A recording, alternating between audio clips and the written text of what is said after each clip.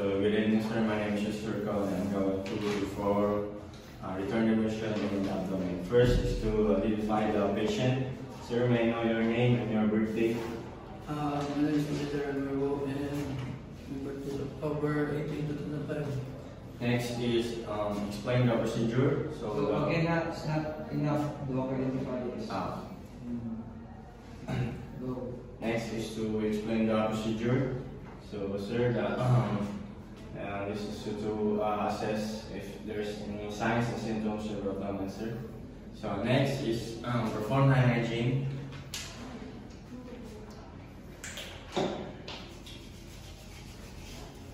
Next is to assist the patient in dressing.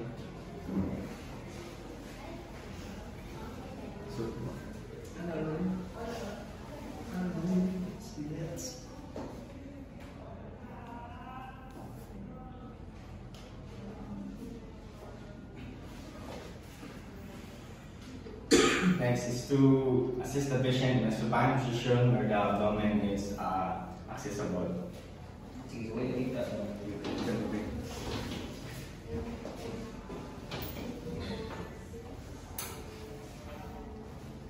And make sure to provide privacy to the patient. First is to inspect for discoloration, lesion, masses, scars, and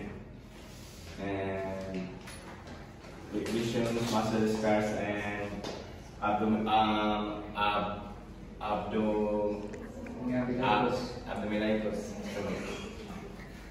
So next is auscultate using the diaphragm of your stethoscope for the vowel sounds. Make sure it's systematically.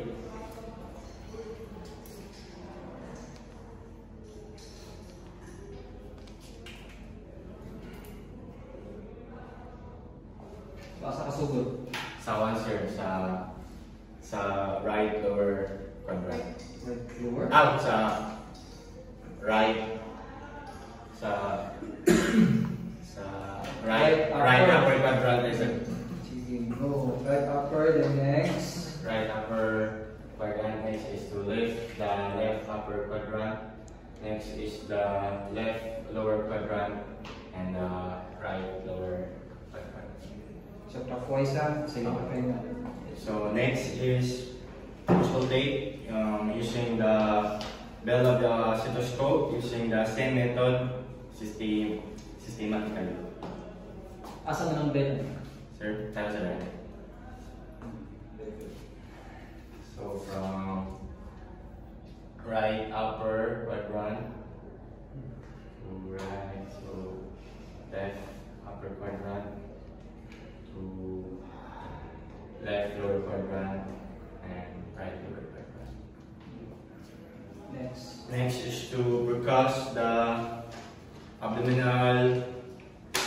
Next is to percuss the abdominal nodes and systematically monitor.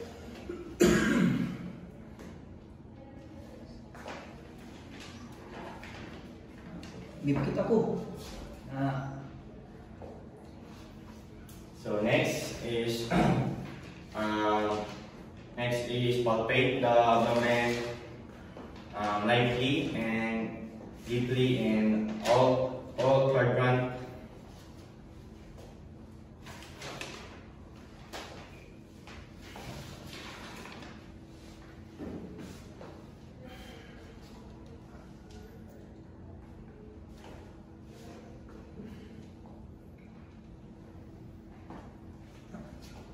Next is to palpate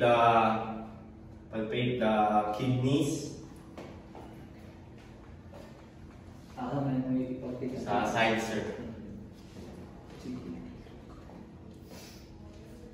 So next is I'm going to palpate the liver and the right costal border.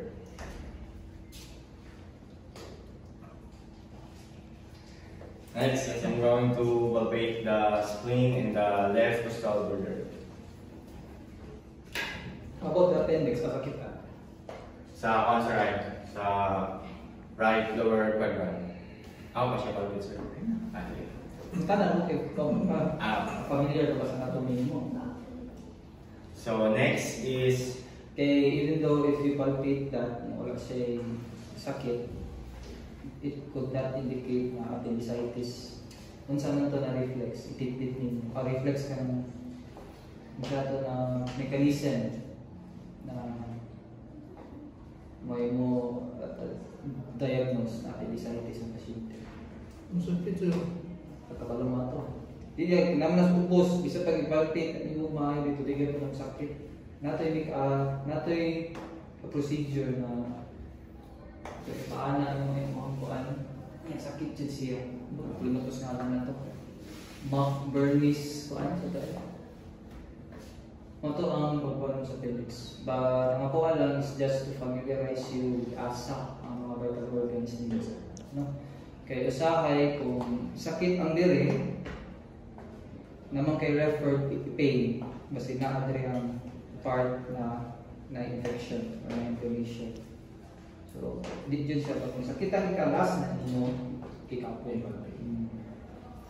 So, it's not entirely ka na ito ang ibuhat, makadiagnose direct so because we are only superficial.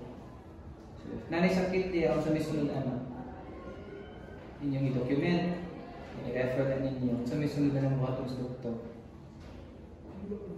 Yan ang iba, ultrasound na niya. No? So, ito ang ibuhat, primary as assessment, as nurses, kita ang kinakauna dyan.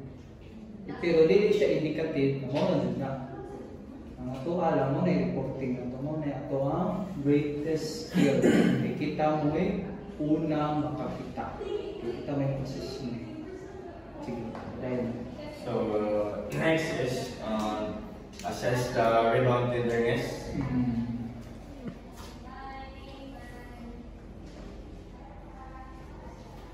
So next is palpate and auscultate in the groin area and make sure that you ask the patient if it's okay. So okay, answer. Okay. So next, assist the patient and embracing.